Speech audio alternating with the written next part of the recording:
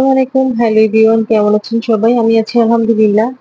আজকে সারাদিন ভালোই ব্যস্ত ছিলাম আমি। সকাল থেকে উঠে একটার পর একটা কাজ করতে, করতে আমি একদম হয়রান হয়ে গিয়েছি। আসলে আমার মায়েদের মতো এখনো অতটা পরিপক্ক হয়ে উঠতে পারিনি।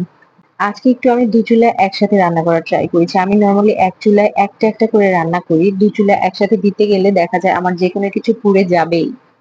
তো আমি এখানে একটু চিচিঙ্গা ভাজি করে নিচ্ছি আর আরেকটা চুলায় পেঁপে দিয়ে ডালনা বসিয়ে দিয়েছি। চিচিঙ্গা ভাজি আপনাদের কাছে কেমন লাগে? আমি তো ভীষণ পছন্দ করি। গতকাল রাতে বাচ্চার বাবা খুব সুন্দর করে চিচিঙ্গা গুলো কেটে দিয়েছে কুচি, কুচি করে। কাটাকাটিতে তো আমি বরাবরই একদমই আনাড়ি।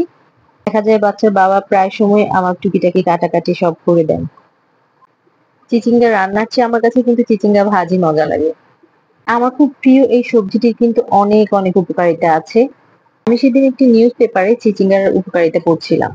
ভালো লাগে আসলে যে সবজিগুলি আমি একসময় খেতাম না, সেই সবজিগুলো খেতাম না সেটা ভাবতেই এখন আফসোস লাগে।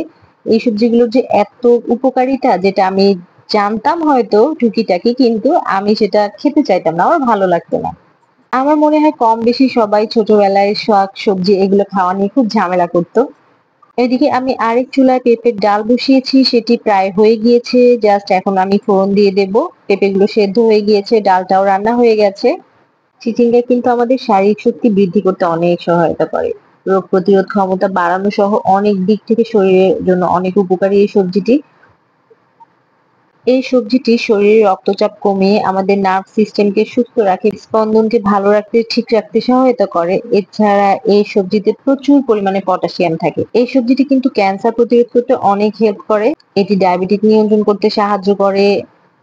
কিন্তু আমাদের স্কিনের জন্য অনেক ভালো এবং এটি কিন্তু আমাদের স্কাল্পের জন্য অনেক ভালো। আমাদের স্কিনকে ভালো রাখে, আমাদের নতুন চুল গজাতে সাহায্য করে, চুলের গোড়া মজবুত করে। মানে মোট কথা আমি বলে শেষ করতে পারব না। আমার বাসায় কিন্তু প্রায় সময়ই চিচিঙ্গা করা হয়। চিচিঙ্গাটা বেশি ভাজিই করা হয়।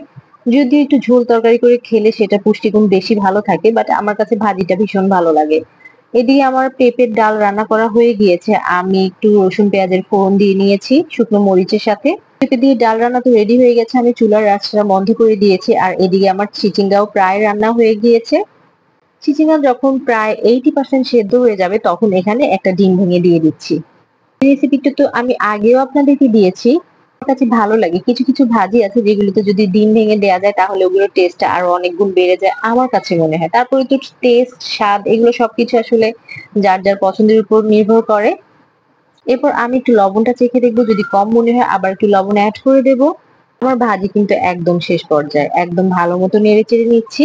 একদম শেষ পর্যায়ে আমি এখানে কিছুটা ভাজা জিরে গুঁড়ো এড করব। এটা চাইলে আপনারা স্কিপও করতে পারেন। বাট আমার কাছে ভাজা জিরে গুঁড়োর ফ্লেভারটা ভীষণ ভালো লাগে। আমার পেঁপের ডাল আর চিচিঙ্গা ভাজি কিন্তু একদম রেডি। আজকে আপনারা কি রান্না করলেন?